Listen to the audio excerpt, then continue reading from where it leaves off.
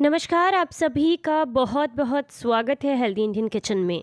अगर आप बहुत लंबे समय से लीवर की सूजन, किडनी की सूजन या फिर अगर आपको किडनी में पथरी की समस्या है या फिर बहुत लंबे समय से किडनी की सूजन की वजह से दर्द या इन्फेक्शन बना हुआ है, अगर बहुत लंबे समय से आप हड्डियों के बुखार से परेशान हैं, शरीर में खून नहीं बनता है, पाचन संबंधित बीमारियां हैं, भूख नहीं लगती है या फिर बहुत लंबे समय से डायबिटीज़ की समस्या है, जोड़ों के दर्द से आप परेशान हैं, नसों में ब्लॉकेज की दिक्कत है, हाथ पैरों में सुन्नपन रहता है और या फिर आपकी आंखों की रोशनी कमज़ोर है, तो इसके लिए आज आपको एक बहुत ही कमाल की औषधि बताने वाले हैं। एक घरेलू नुस्खा बताएंगे जो कि आपको बहुत ज़्यादा फायदा करेगा। वीडियो अच्छा लगे तो लाइक एंड शेयर करना बिल्कुल ना भूलें। तो चलिए आपको बताते हैं इसके लिए सबसे पहला इंग्रेडिएंट आपने क्या लेना है। सामने आप देख सकते हैं ये है नागर मोथा। ये सूखा हुआ नागर मोथा है। इसके लिए एक डिटेल वीडियो मैं पहले ही आप लोगों के साथ शेयर कर चुकी हूँ, आप जा कर के देख सकते हैं। अगर आप इसका इस्तेमाल करते हैं तो ये शरीर को बहुत सारे फायदे देता है। ये शरीर में भूख बढ़ाने, पाचन संबंधित बीमारियों को दूर करने में काफ़ी ज़्यादा मदद करता है। लेकिन सबसे पहले हम बात करेंगे इसके नामों के बारे में कि इसे किस किस भाषा में किस किस नाम से पुकारा जाता है, ताकि सभी इसकी पहचान कर सकें। नागर मोथा को तमिल में कोरी किलांगू बोला जाता है, इंग्लिश में अम्ब्रेला एज बोला जाता है, संस्कृत में नागर मुस्तक कहते हैं, हिंदी और उर्दू में इसको नागर मोथा ही कहा जाता है, कन्नड़ में इसको नागर मुस्ते बोला जाता है, गुजराती में नागर मोथिया बोलते हैं और बाकी पूरे नाम की लिस्ट आप स्क्रीन पर देख सकते हैं। वीडियो को पॉज करके अपने जगह के हिसाब से इसके नाम के बारे में आप पता कर सकते हैं। जितना नागर मोथा फ़ायदेमंद है उससे कहीं ज़्यादा इसकी जो जड़ होती है वो फ़ायदेमंद होती है। ये जो पौधा है ये आपको बहुत आसानी से, जो ईख के खेत होते हैं वहाँ पर या जो खाली प्लॉट पड़े हुए होते हैं वहाँ पर आपको बहुत आराम से मिल जाता है। अगर आप आँखों के रोगों से परेशान हैं तो ऐसे में नागर मोथा का काढ़ा बना करके, अगर ठंडा करके साफ़ पानी से इस कपड़े से छान करके और उसके बाद आँखों को धोने के लिए इस्तेमाल करते हैं तो इससे मोतियाबिंद कटता है, आँखों की रोशनी बढ़ती है और आपको बेहद लाभ मिलते हैं। इसी के साथ अगर बहुत लंबे समय से घुटनों या जोड़ों के दर्द से परेशान हैं तो उसमें भी ये आपको बहुत फ़ायदा करता है। अगर आप नागर मोथा का इस्तेमाल करते हैं तो ये शरीर की सूजन को कम करता है। दूसरी जो चीज़ आपने यहाँ पर इस्तेमाल करनी है वो है धमासा। इसका पौधा आप सामने वीडियो में देख सकते हैं, इस तरह का इसका पौधा होता है और इसकी सूखी औषधि आपको किसी भी आयुर्वेदिक स्टोर से बहुत आराम से मिल जाएगी। धमासा को किस किस नाम से जाना जाता है इसके लिए लिस्ट आप स्क्रीन पर देख सकते हैं। हिंदी में इसको धमासा, गुजराती में धमासो, मराठी में धमासा, बंगाली में दुरालभा कहते हैं, पंजाबी में धम्मा या बोला जाता है। और भी चीज़ों के बारे में यानी कि और जगह के बारे में आप जानकारी स्क्रीन से ले सकते हैं। ये बहुत आसानी से आपको ऐसी जगह पर मिल जाएगा जहाँ पानी की विशेषतर कमी होती है, यानी कि पानी कम होता है, वहाँ पर बहुत आसानी से अपने आप उगने वाला पौधा है।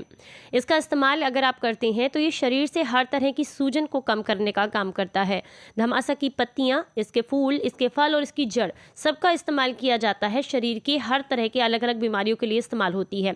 इसके चूर्ण का इस्तेमाल किया जाता है 5 से 10 ग्राम की मात्रा में। इसके क्वाथ को 20 से 60 ml की मात्रा में लिया जाता है। ये कसाय प्रवृत्ति की होती है और ये हमारे शरीर में वात, पित्त और कफ तीनों को कंट्रोल करने का काम करती है।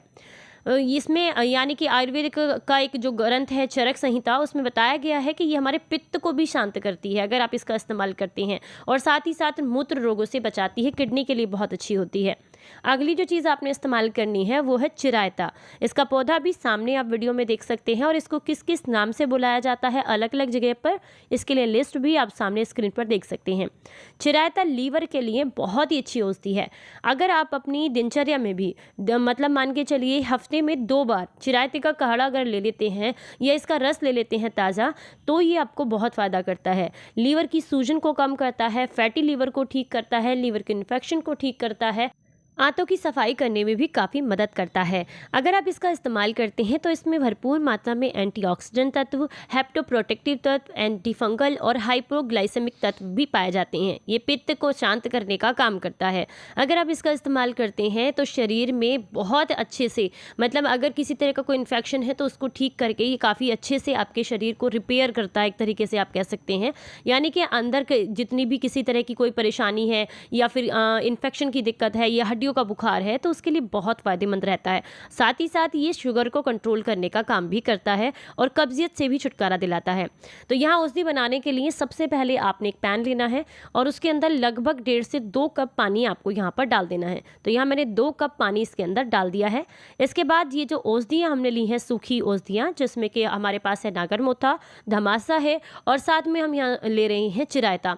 तीनों अगर आपको ताज़ी मिल जाती हैं तो ताज़ी भी आप ले सकते हैं, कूट छेद करके इस्तेमाल किया जा सकता है। मतलब अगर आपने थोड़ी थोड़ी मुट्ठी में, यानी कि आधी आधी मुट्ठी सारी चीज़ें लेनी है ताज़ी, और कूट छेद करके रस निकाल करके आप इसका ले सकते हैं लगभग 10 से 20 ml की मात्रा में।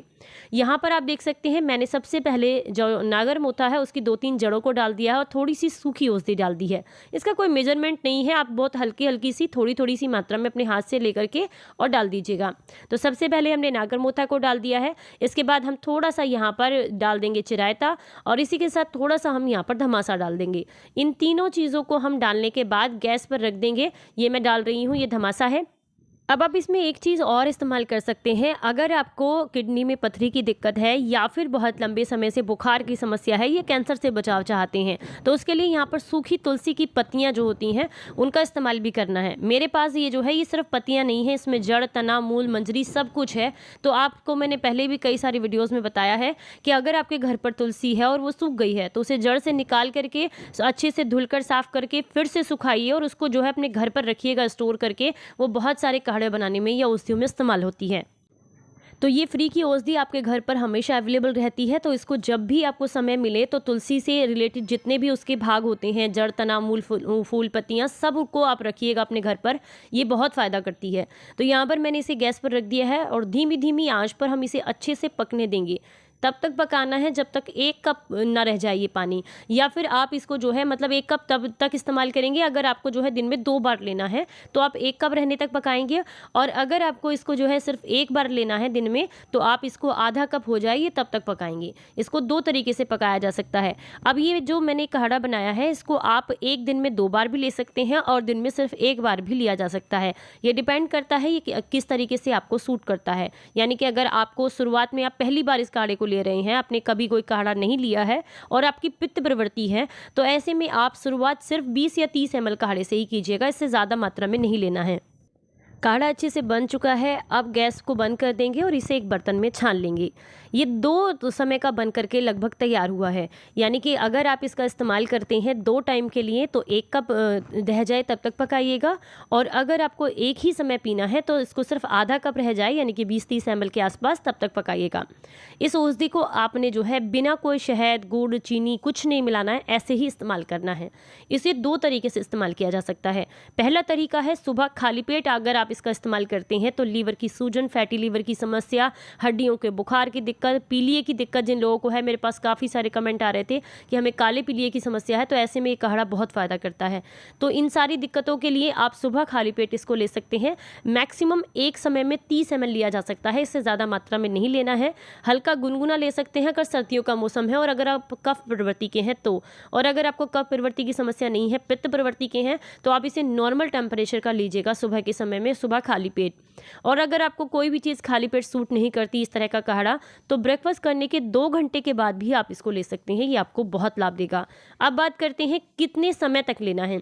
अगर आपको जो है फैटी लीवर की समस्या है, लीवर का इन्फेक्शन है, किडनी से रिलेटेड परेशानियां हैं, हड्डियों का बुखार है, तो कम से कम 1 हफ्ते तक ज़रूर लीजिएगा। 1 हफ्ते में अगर आपको असर दिखता है तो इसको 10 दिन तक मैक्सिमम ले सकते हैं। उसके बाद कुछ समय के लिए रोक करके फिर दोबारा जब आपको समस्या लगती है दोबारा शुरू कर सकते हैं। किस किस को नहीं लेना है, जिन लोगों को जो है बहुत लंबे समय से कोई बीमारी है और वो अपना ट्रीटमेंट ले रहे हैं तो अपने डॉक्टर की सलाह के साथ लें। और अगर आप डायबिटिक पेशेंट हैं और बहुत लंबे समय से डायबिटीज़ की दवाइयाँ ले रहे हैं तो अपने डॉक्टर की सलाह के साथ लें। छोटे बच्चों को या प्रेग्नेंट लेडीज़ को नहीं लेना है, बाकी सभी लोग इसका इस्तेमाल आराम से कर सकते हैं। आज का ये वीडियो अगर आपको अच्छा लगा हो तो लाइक एंड शेयर करें सभी के साथ में, ताकि सभी को इसका फ़ायदा मिले। फिर मिलेंगे किसी नई जानकारी के साथ, तब तक अपना ख्याल रखें, अपनों का ख्याल रखें और हंसते मुस्कुराते रहें। Stay healthy, stay happy. Bye-bye.